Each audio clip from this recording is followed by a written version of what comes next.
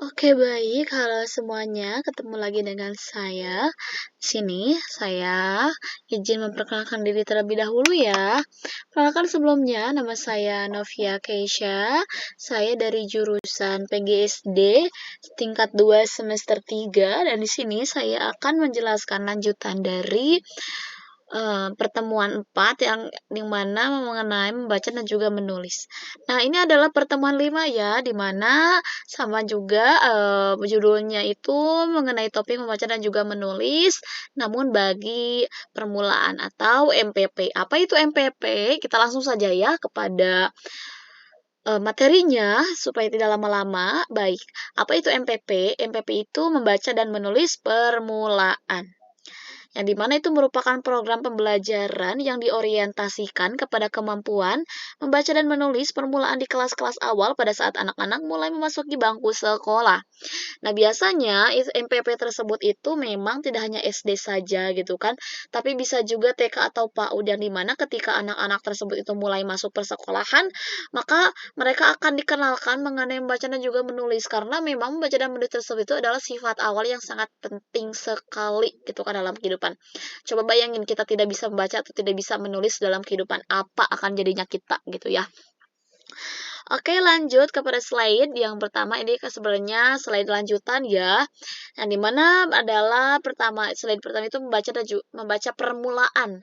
Kemampuan membaca permulaan itu lebih diorientasikan pada kemampuan membaca tingkat dasar, yakni kemampuan melek huruf.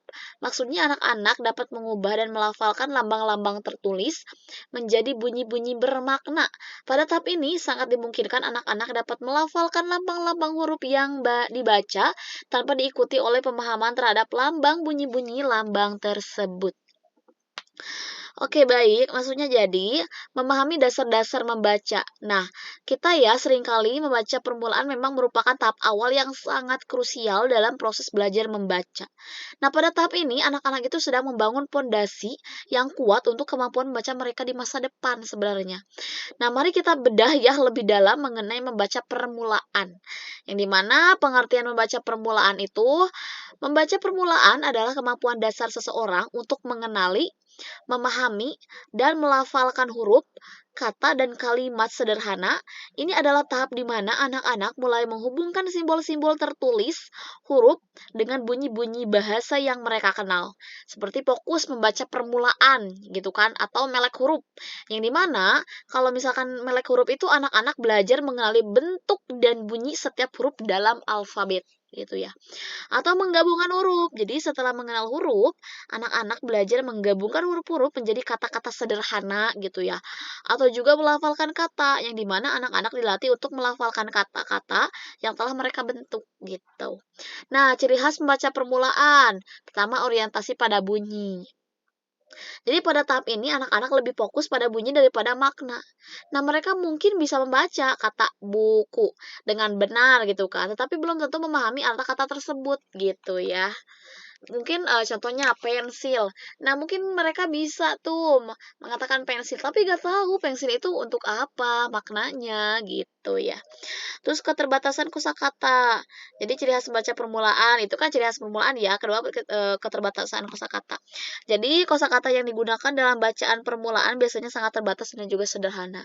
Namanya juga permulaan gitu ya, belum banyak banget menguasai kosakata.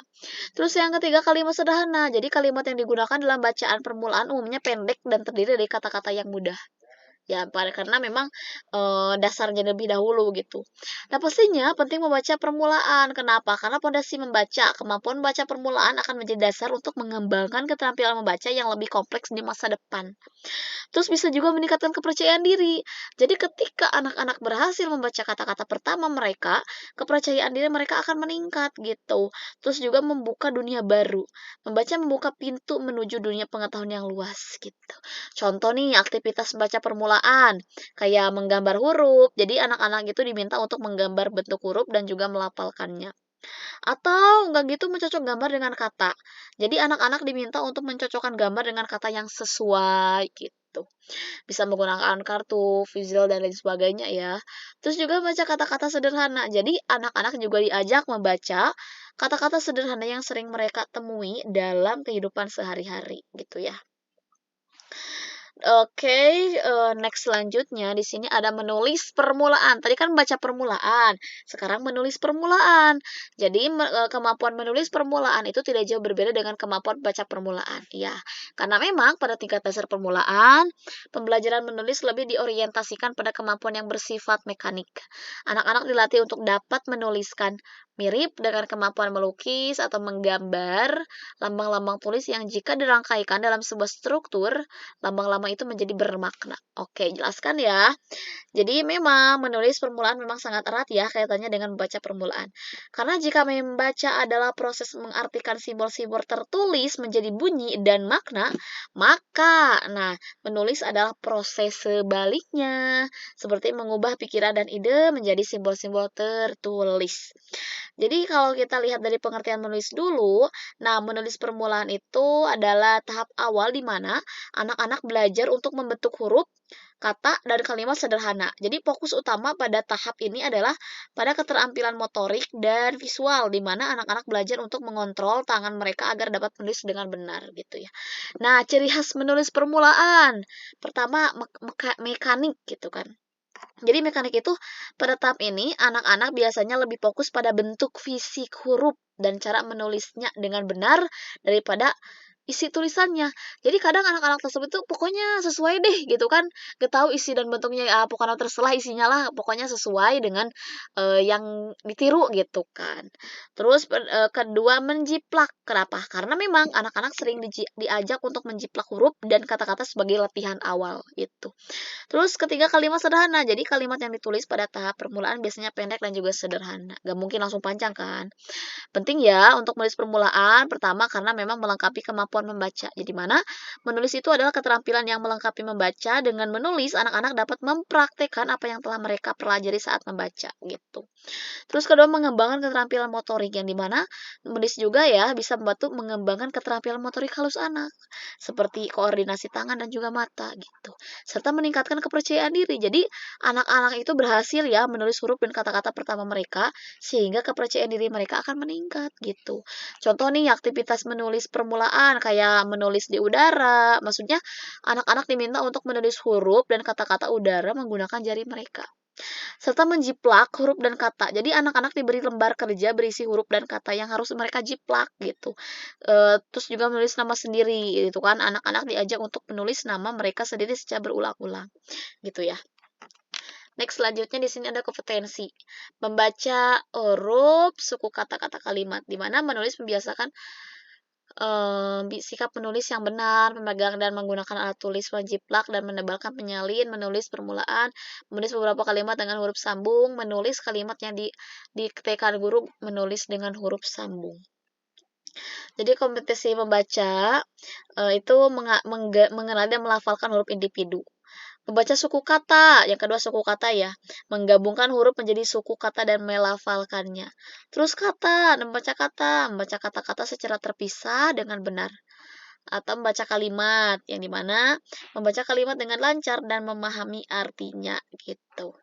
Kalau kompetensi menulis, tadi seperti menguasai gerakan menulis yang dimana memegang pensil dengan benar dan melakukan gerakan menulis yang tepat gitu kan. Jadi kalau misalkan ingin menulis anak dengan benar, pastikan usahakan dari awalnya juga dengan benar gitu kan. Terus menjiplak dalam artian menyalin bentuk huruf dan gambar dengan mengikuti garis yang sudah ada. Biasanya kalau menjiplak usahakan yang tebal gitu kan, yang bold gitu kan, baru bisa dijiplak biasanya, lebih jelas gitu. Serta menebalkan, menggambar garis di atas garis yang sudah ada untuk memperkuat garis. Atau menyalin yang dimana menulis ulang teks yang sama persis. Gitu kan. Serta menulis permulaan yang dimana menulis huruf kata dan kalimat sederhana dengan benar. Dan selanjutnya menulis dengan huruf sambung, di mana menghubungkan huruf-huruf dalam satu kata. Selanjutnya menulis kata dikte, menulis kalimat yang diucapkan oleh guru. Terus juga menulis kalimat sendiri gitu kan, menulis kalimat sederhana berdasarkan ide atau pengalaman gitu. Jadi sebenarnya hubungan antara membaca dan menulis itu memang dua keterampilan yang saling melengkapi. Kenapa? Karena memang kemampuan membaca yang baik akan membantu anak dalam memahami teks yang akan ditulisnya. Begitupun sebaliknya gitu. Jadi kemampuan menulis yang baik juga akan memperkuat pemahaman anak terhadap teks yang akan dibaca gitu ya. Oke, sebetulnya sih untuk mengembangkan kompetensi membaca dan juga menulis itu, untuk mengembangkan kompetensi membaca dan menulis memang ada beberapa hal juga yang harus dilakukan sih. Yang pertama, membaca bersama. Jadi, orang tua atau guru dapat membaca bersama anak secara rutin, usahakan gitu kan. Terus juga menulis cerita bersama, memberikan contoh tulisan yang baik, memberikan pujian dan motivasi, serta membuat kegiatan menulis yang menyenangkan gitu. Oke, next ada metode MMP. Jadi metode ini ada beberapa ya, ada metode EZA, metode suku kata, metode kalimat, metode SAS, dan metode Steinberg. Oke, kita langsung kepada penjelasannya. Yang pertama di sini ada metode EJA, yang dimana metode EJA juga ada 4 poin. Yang pertama, mengenalkan huruf secara alfabetis. Saya lanjut ke penjelasannya ya, yang dimana mengenal huruf secara alfabetis itu dalam artian urutan abjad. Jadi, huruf-huruf diperkenalkan secara berurutan dari A sampai Z. Nah, ini membantu anak-anak mengingat urutan alfabet dan memudahkan dalam mencari huruf tertentu gitu kan. Jadi, mengenal huruf secara pastinya gitu kan ketika kita mempelajari anak dari usia 3 tahun, dari bahkan 2 tahun gitu kan, pastinya kita itu diajarkannya itu kayak A, B, C gitu kan, gak mungkin langsung X, Y, gak mungkin gitu kan, pastinya dari A dulu gitu kan sampai Z gitu ya. Terus juga, visualisasinya, jadi gunakan kartu huruf, gambar, atau benda-benda yang diawali dengan huruf tersebut untuk membentuk anak-anak mengingat bentuk dan juga bunyi huruf. Jadi, sebenarnya kalau misalkan ingin lebih cepat hafal kepada anaknya, itu, menggunakan permainan. Dalam artian, usahakan gitu kan dengan benda-benda yang konkret gitu kan, sehingga anak tersebut itu tidak lupa dengan apa yang mereka hafalkan gitu ya. Oke, yang kedua adalah huruf-huruf tersebut dilafalkan anak sesuai dengan bunyinya menurut abzad. Jadi maksudnya latihan pengucapan yang dimana latih anak-anak untuk mengucapkan bunyi setiap huruf dengan jelas dan benar gitu kan. Harus dilatih ya dari awal. Terus yang selanjutnya hubungan dengan benda. Jadi hubungkan bunyi bunyi huruf dengan benda-benda di sekitar anak untuk memperkuat ingatan. Misalnya huruf A untuk apel.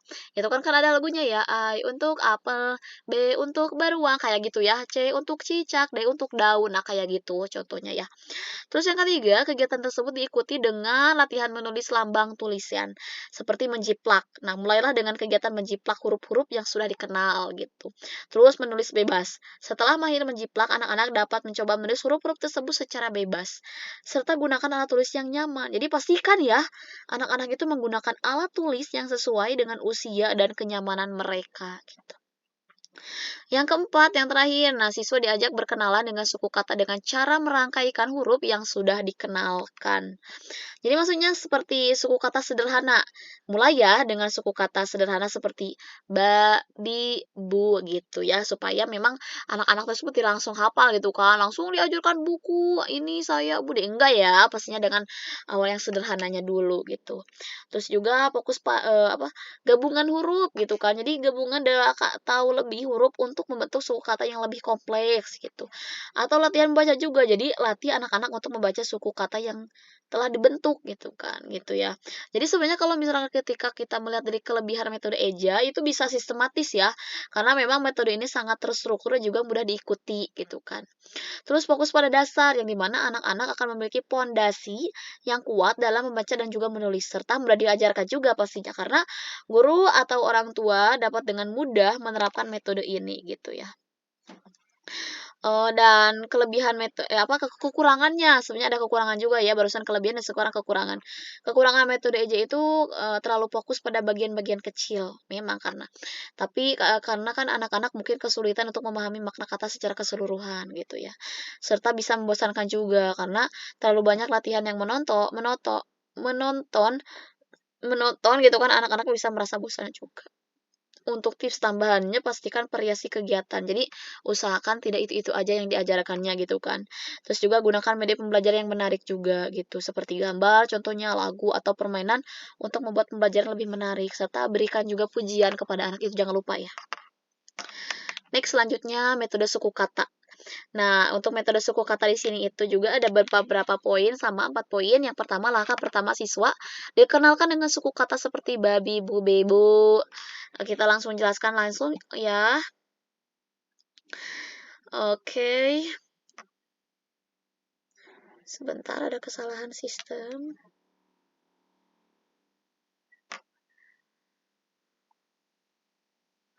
Sebentar. Oke, kita lanjut saja. Untuk pertama itu pengenalan suku kata sederhana, yang dimana maksudnya suku kata terbuka gitu kan. Jadi awalnya anak-anak memang diperkenalkan dengan suku kata terbuka, berakhiran vokal seperti babi, bu, bebo, itu kan akhiran vokal gitu kan. Itu kan lebih mudah kepada anaknya gitu. Terus juga visualisasi. Jadi gunakan gambar atau benda yang sesuai dengan bunyi suku kata untuk mempermudah pemahaman anak. Yang kedua, suku kata tersebut dirangkai menjadi kata-kata bermakna. Jadi, kata sederhana mulailah dengan merangkai suku kata menjadi kata-kata sederhana yang sering digunakan dalam kehidupan sehari-hari. Misalnya, kalau anak apa nih yang suka dibilang setiap hari atau bahkan sering, kayak ibu gitu kan ya, buku. Nah, gitu ya. Latihan membaca. Jadi, latih anak-anak untuk membaca kata-kata yang telah dibentuk. Yang ketiga, merangkai kata menjadi kalimat sederhana. Jadi, kalimat pendek, contohnya kayak buatlah kalimat pendek yang sederhana dan bermakna. Misalnya, ibu makan buah gitu ya. Atau konteks, jadi gunakan gambar atau benda nyata untuk memberikan konteks pada kalimat yang dibaca gitu. Yang keempat, mengintegrasikan kegiatan perangkaian dan penguasaan kalimat, kata-kata, suku kata-kata. Oke, mengupas kata. Jadi ajarkan ya anak-anak untuk menguraikan kata menjadi suku-suku kata. Usahakan ya. Terus juga mengupas kalimat. Jadi ajarkan juga anak-anak untuk menguraikan kalimat menjadi kata-kata juga, serta merangkai kembali. Jadi setelah mengupas gitu, ajarkan anak-anak untuk merangkai kembali kata-kata kalimat tersebut gitu ya. Sebenarnya sama ya, metode suku kata juga melebihi kekurangan dan kelebihan juga, yang dimana kelebihan metode suku kata ini fokus pada makna, kedua memudahkan transisi metode, dan juga meningkatkan minat baca. Kalau kekurangannya kayak apa ya, kayak terbatas pada kata-kata tertentu kayaknya ya. Terus juga membutuhkan latihan yang cukup juga.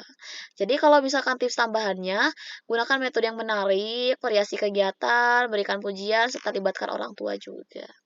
Next, selanjutnya metode kalimat. Di sini ada 2 poin. Yang pertama adalah memperkenalkan gambar dan juga kalimat. Jadi, memperkenalkan gambar dan kalimat itu kayak visual yang menarik contohnya. Jadi, usahakan guru atau orang tua itu memperlihatkan gambar yang menarik dan mudah dipahami anak.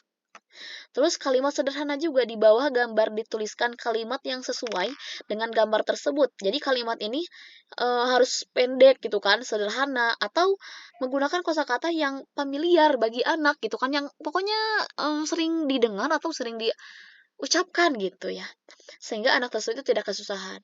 Terus Terus yang selanjutnya adalah menguraikan salah satu kalimat menjadi kata-kata menjadi suku kata menjadi huruf-huruf.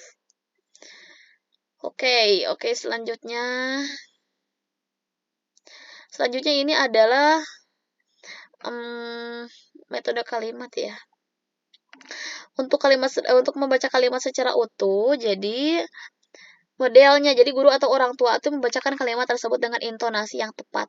Terus imitasi juga, anak-anak memang diajak untuk mengulangi pembacaan kalimat tersebut. Jadi kayak peniruan gitu ya, imitasi kan peniruan gitu kan.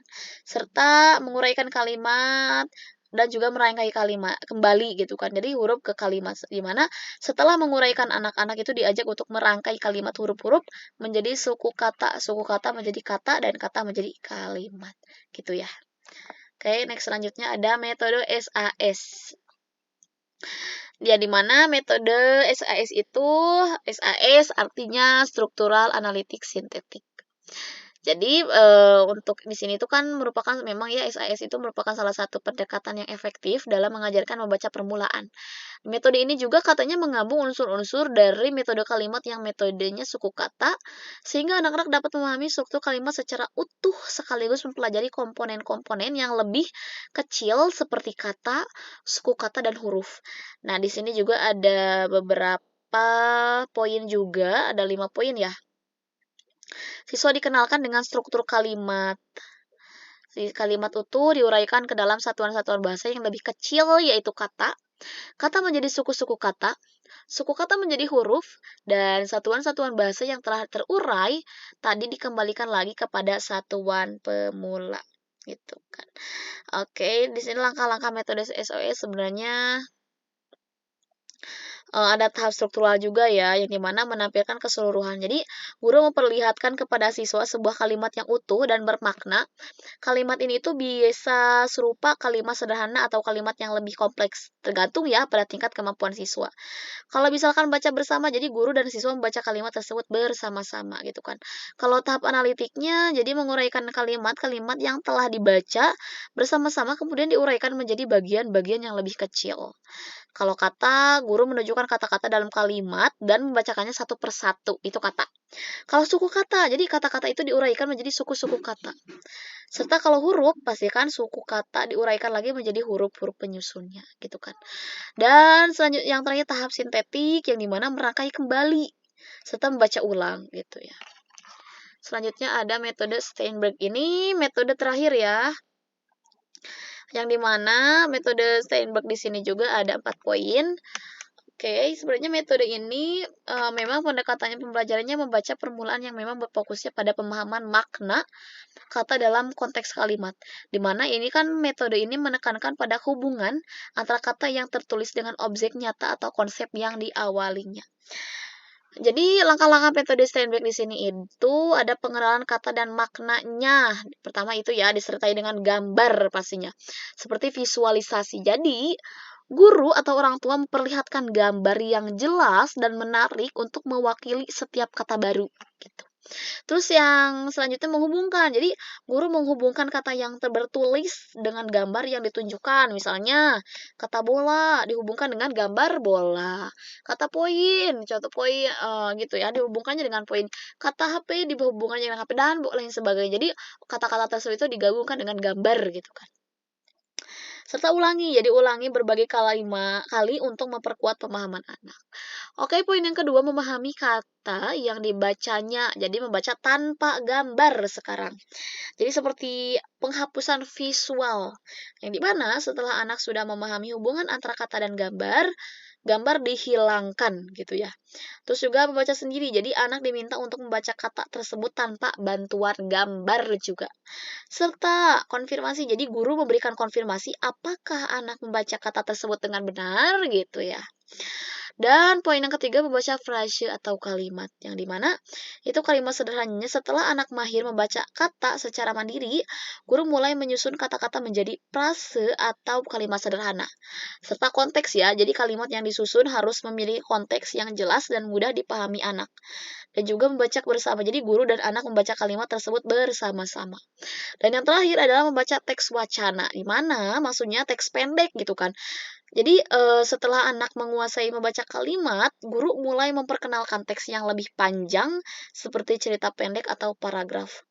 Dan pemahaman, jadi guru membantu anak memahami isi teks dengan mengajukan pertanyaan atau meminta anak untuk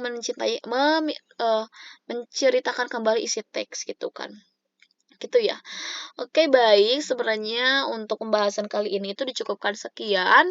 Dan untuk jika ada pertanyaan boleh di-chat di kolom komentar ya. Terima kasih, sampai ketemu di lain waktu. See you, bye-bye next time.